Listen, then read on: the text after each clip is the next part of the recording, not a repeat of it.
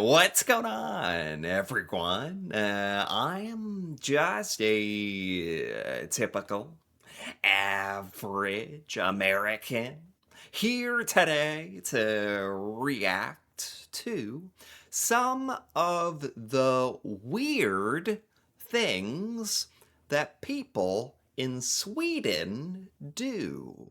So, you know, I'll admit that here in the United States, we are pretty isolated.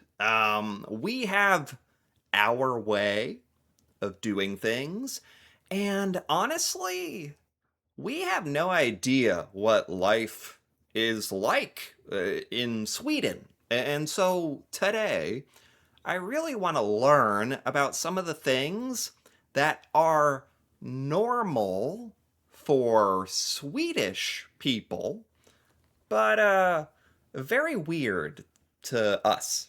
So, let's take a look.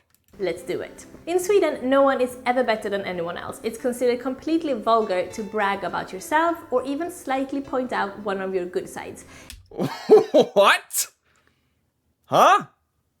What is this? What? That couldn't be more opposite to the US. What do you mean? Everyone is equal? It's just a perfect utopia. Just everyone is, I mean, maybe, I don't know, but that sounds very hard. That sounds great. I mean, sounds difficult.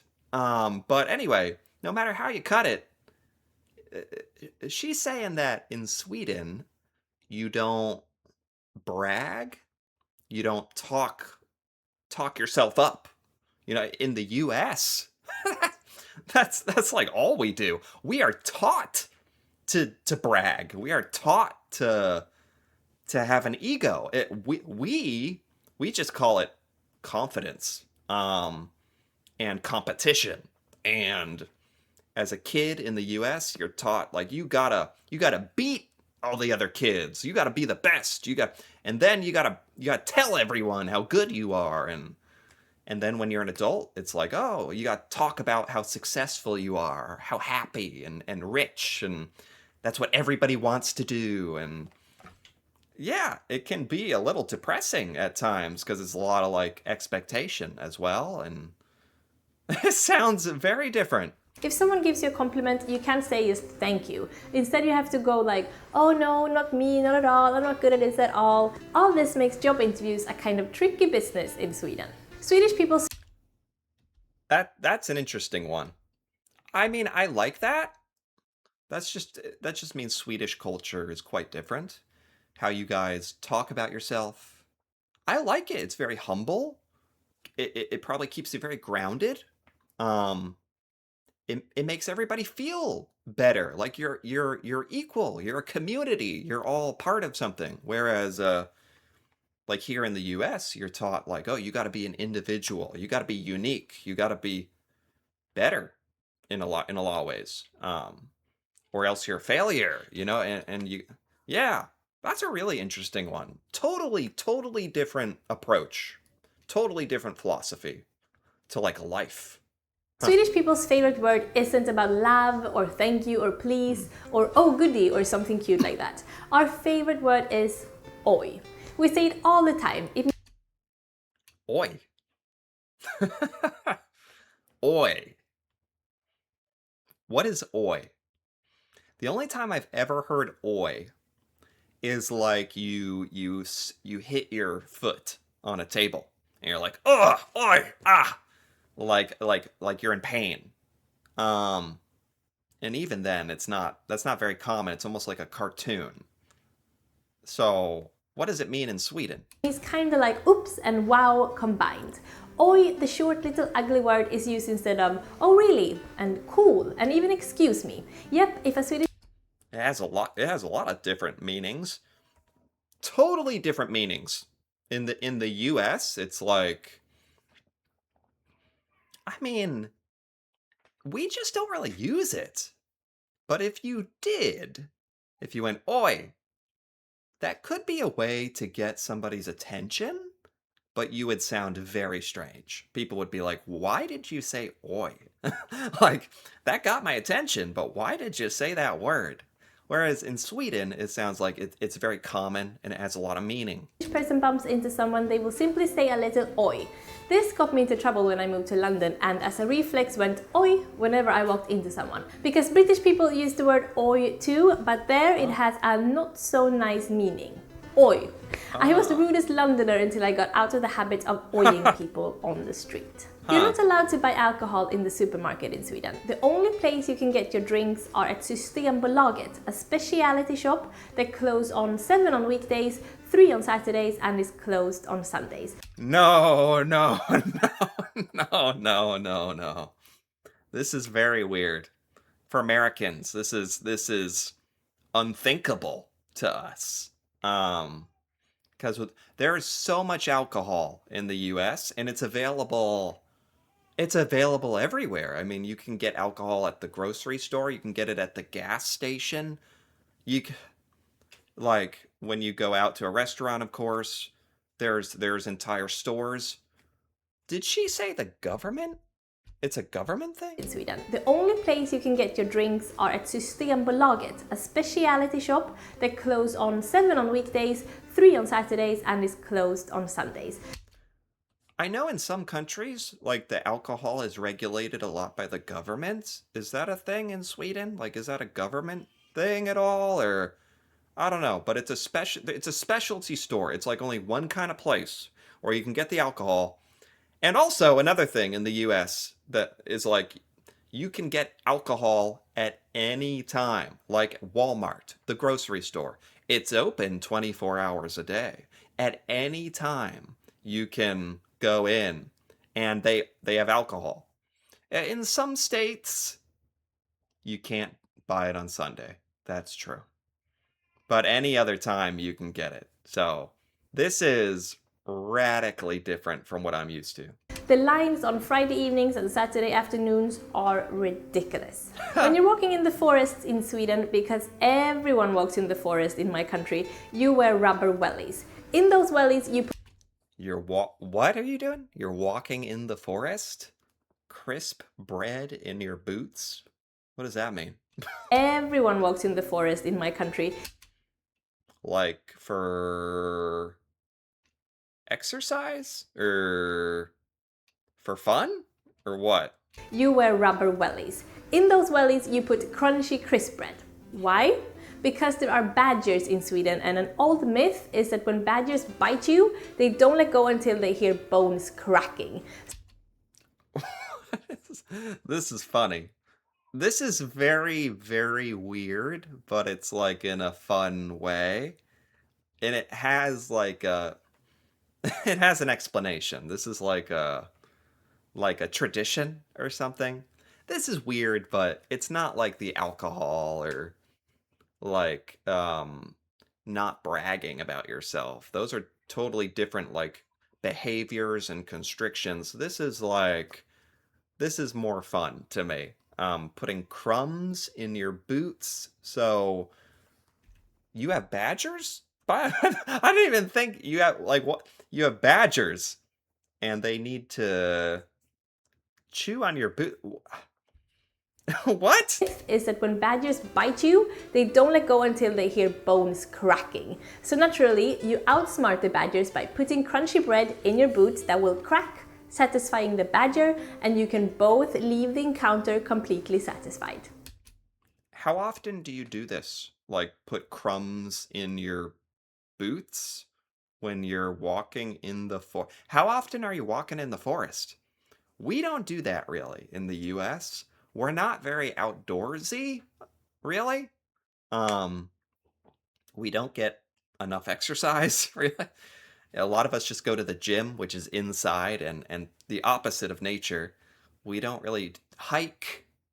So we already wouldn't be in this situation. And then how much are you putting crumbs in your shoes? Isn't that uncomfortable? How many badgers are there that you're worried about a badger biting you? Are like that sounds scary. And then there's just this funny tradition that's like they need to break your bones. Okay, you know what? This is actually very weird. The more I think about this, I'm sorry. This is very strange to me in a fun way. A big problem in Sweden is the boys in the north. Sweden is a very long country, and up in the northern part it's cold, dark, and gloomy. Okay. Beautiful, but oh man, the weather is tough. Also, there are no big cities and not as many work opportunities as in the southern parts, so a lot of Swedish girls have ambitions. They move south the day after graduation, trying their luck in Stockholm or Gothenburg, for example. Whoa. Really? That's like a whole thing? If you're born in northern Sweden, especially if you're a girl, this is to like give you a better chance of finding a guy or like more options? Man, that's there's nothing like that really in the US other than sometimes people want to move into a big city. You know, that's fair enough to just to meet more people, have more things to do. I can understand that actually. That's not that weird. I mean, the women move right after graduation though? That's that's like very that's kind of extreme honestly, but to like university or it makes sense, but I guess I mean it makes sense. For example, the boys aren't as ambitious, staying behind. So there are actually whole villages in Sweden with very few young women, only a Oh. bunch of very lonely dudes. Yeah, we don't in the US it's more balanced. Like there's just certain men and certain women who want to go to cities for more opportunity or whatever, not necessarily for romance. In Sweden, it's more about romance, finding a part. It's more about women. I wonder why that is. In Sweden, we don't like to stand out. It has to do with that whole you're not supposed to brag and think you're special kind of thing. In the US, people love to stand out, be unique. It's another thing that we are taught. It's very encouraged. But I don't have a problem with either. Like I'm totally open-minded about that. So we like dressing the same. If you walk down the street in Stockholm, you'll be convinced that you're seeing the same few people over and over again. Nope, we're just all imitating each other. If you want to What is the current Swedish uniform? What is it? What are people wearing these days? I mean, in the US there's like fashion, you know. People generally dress similar like with the current fashion. A lot of boys have, especially young boys, have the same haircut, I've noticed, but so this is not that weird. It just sounds like in Sweden even more so. You're looking similar, conforming to a certain look. Whereas in the US, I mean a lot of people wear hoodies and t-shirts or pants or dresses or skirts or jeans or and then like you kind of within that you kind of do your own thing and choose your hair and I don't know. Is it that different? Cuz in the US like there's a certain fashion, but at the same time you kind of make it your own thing, I think. I don't know. I've never thought it was that crazy, but this makes it sound like everyone's really, really dressed very similar, which I would not say about us. be cool in Sweden, you'll speak super cutely to strangers. Don't ask me why this is cool, but people go like, "Hi sweetie, hey gullet, hi missy," no matter who you're talking to. What is this? What? What? What? Cute speech? What? Sweden, you'll speak Hold on. Nope, we're just all imitating each other. If you want to be cool in Sweden, you'll speak super cutely to strangers. I don't want to be rude, but this would be very shocking. I would be confused. I would be like, why are you talking like that? Cute? Cute like how you would talk to a child? Don't ask me why this is cool, but people go like, "Hi sweetie, hey gullet, hi missy," no matter who you're talking to. Like how you would talk to a kid? Is this just a way of being very polite? like very not threatening? Or is it to sound like really fun and bubbly or I, s- I'm afraid a lot of Americans might think this is a bit creepy, only because we're not used to it. I think you're just trying to be very sweet and nice. I don't know. We don't do this. Even the 56-year-old bus driver with prison tattoos is in on it. We What? Really? What? Cute speech? Even what? I'm interested. I really want to hear that now. I can't imagine what that's like.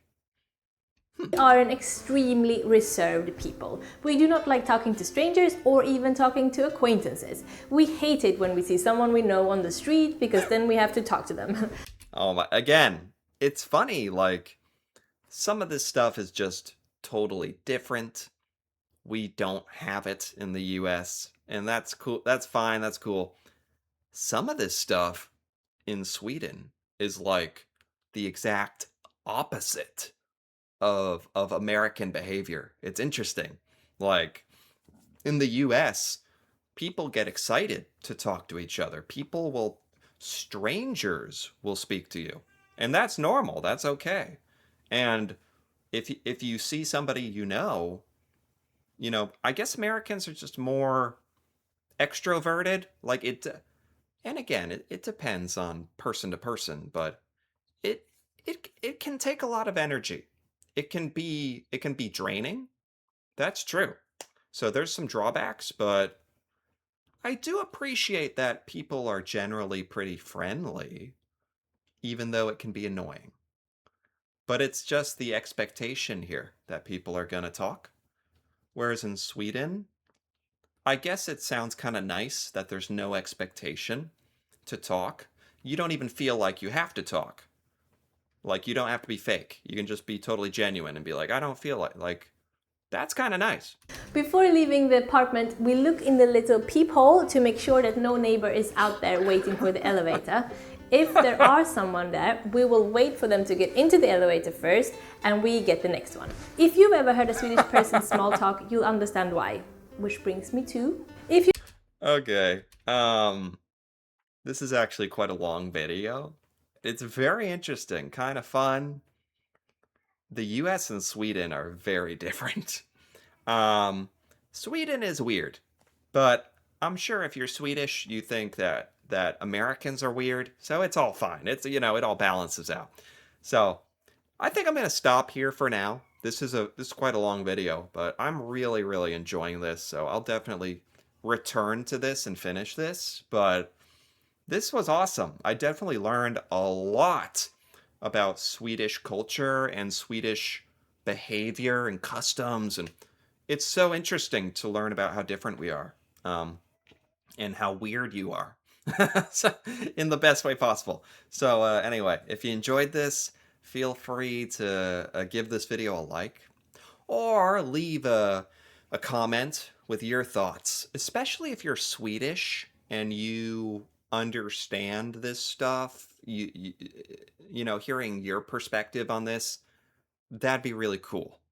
And if you're interested in more videos like this, feel free to subscribe for more.